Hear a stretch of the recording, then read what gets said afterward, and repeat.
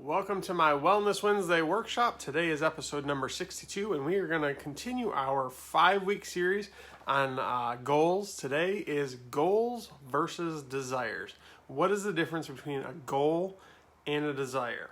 So, if you remember, we've done an analogy about an airplane flying to a certain location. So we need to know our origin and we need to know our destination. We know those two things. We can buy our plane ticket so that we can get to where we need to go. Where do you want to go in the next 1 year, 5 years, 10 years? You really need to figure that out for yourself because I can't help you with that. Only you can know where you want to go in the next 1 year, 5 year, 10 years and continue on your path to your destination. So if we're going back to the airport analogy, you know, week 1, you learn to know your origin. You figured out where you were coming from. So if we're coming from Charlotte, North Carolina, and we're flying somewhere, let's say we're flying to Salt Lake City. I love going to Salt Lake City to the Young Living conventions we go. My wife goes every year, except for this year it's canceled. And I've gone every other year. So we really love going there. But we really love taking direct flights to Salt Lake City because it's a lot better to take the direct flight from Charlotte all the way to Salt Lake City than to stop somewhere in the middle or somewhere up or in a roundabout, even to save a few bucks. Because if you have to stop for a layover on your destination for flying an airplane, you never know what's going to happen. You never know what's going to delay you.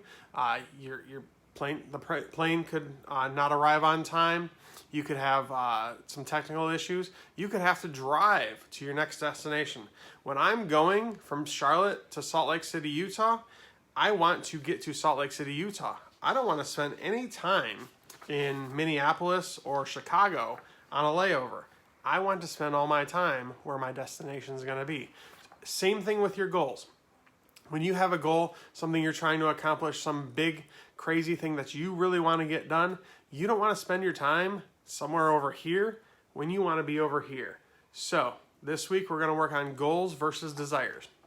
Knowing the difference allows you to be clear of purpose, and it takes away some of the pressure on you because one of them you can control, the other one you have nothing to do. There's not much you can really do to control them. So we're going to define a goal. A goal is anything you can accomplish by yourself. So just remember that. If you can't accomplish it by yourself, guess what? It's not a goal. So something you don't need anyone else for is a goal. Getting up at 5 a.m. every morning, that's a goal. Being more positive, like intentionally speaking positivity through your thoughts or through your words, that's a goal. You can do that all by yourself. Dressing more professionally when you go to business meetings, that's a goal. Business meetings being Zoom meetings nowadays. Don't be the guy who isn't wearing any pants and the meeting's still going on and he thinks it's over and then he stands up and then he's not wearing any pants. Honey, where are my pants? Don't be that guy. Goals are things that only need you. You can do them all on your own. Goals are what you can control. So let's work on our goals.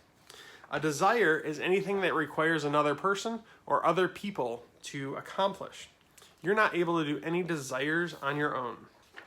So, having a healthy and happy marriage, that's definitely not done all on your own. You need 2 people to have a healthy and happy marriage. Winning a team championship like a World Series, a Super Bowl, or the NCAA championship, that is a desire. You cannot do any of those things all on your own. Raising awesome kids. Everybody desires to have awesome kids, but guess what? That again is a desire. It's not a goal. Your spouse has is big on helping you raise awesome kids. Their peers, other adult influences in their lives, the media they watch and pay attention to, the books they read, the movies they watch, the TV shows they watch, the music they listen to, the websites they go to, the social media garbage that they're looking at, that has a big influence on them. But the biggest influence on if your kids are going to be awesome is your kids themselves. So that's a desire. Having awesome kids is a desire. It is not an achievable goal for you. You can desire it. You can do your part, but you never know what's going to happen. You cannot control desires. you cannot control if your desires will happen. So just let them go. Let it go. Let it go. You can control your goals, so work hard to make them your reality. Your goals should be mapped out. Remember we talked about your journaling, figuring out where you're at, your goals, where you want to be. Go back to your spider graphs. So I'm going to pull up my example from last week. So, yay, that looks more like it. So we're going to go to the health and fitness spider graph.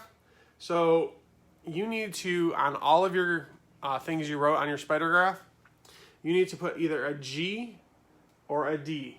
So buying a kettlebell, that's a G. You can go buy a kettlebell all by yourself. You don't need much help for that. Getting accountability, that's a D. You really need someone else to be accountable.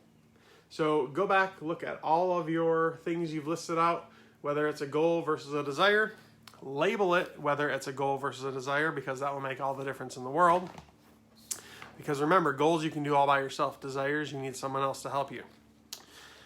Go back and label. If it's a desire, take a step back. Go back one step from where you're at.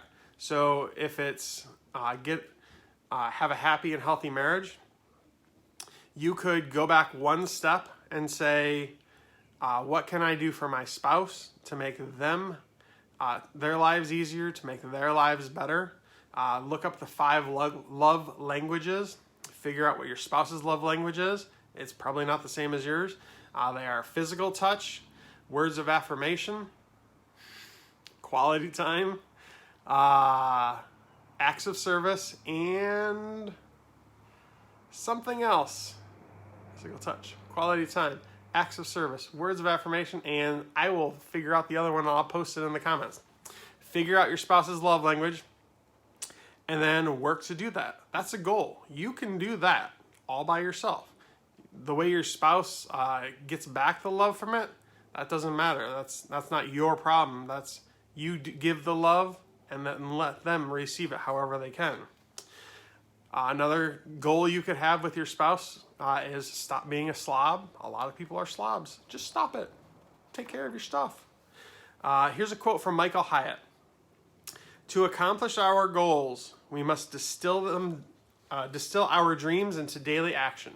So if you've never been to the Young Living Farms, you should really go. It's an awesome place. Every Young Living member can go there. You just show up and you can go look at the farms. They have these big giant distilleries. I mean, it'd fill up probably the whole room I'm in right here, made out of stainless steel. They fill it up with all the product and then they heat it up and they distill it. So put all of your goals into a distiller, all of them, and then distill them into the actions you can do every single day. So you have your goals up here. Figure out what you can do every day to make those goals a reality so we can take our steps going to our destination. Don't get beat up by your desires. It's impossible to fix them on your own. They're desires, so they always have a second or more people that you have to deal with. So your goals are the only thing you can control. The best time to start a habit was yesterday. The second best time is today. So get started today. Next week, we'll be back with part 4 of 5 on getting to your goals. What do you want? What are you looking for? This week, again, go back to your journal and figure out what's a goal versus what's a desire. If you haven't watched the previous 2, watch the previous 2. That would be a good goal. You can do that all on your own. Other than that, go ahead and like, comment, and share. Send me any messages that you have questions on, and we will see you next week. Have a good week. Bye.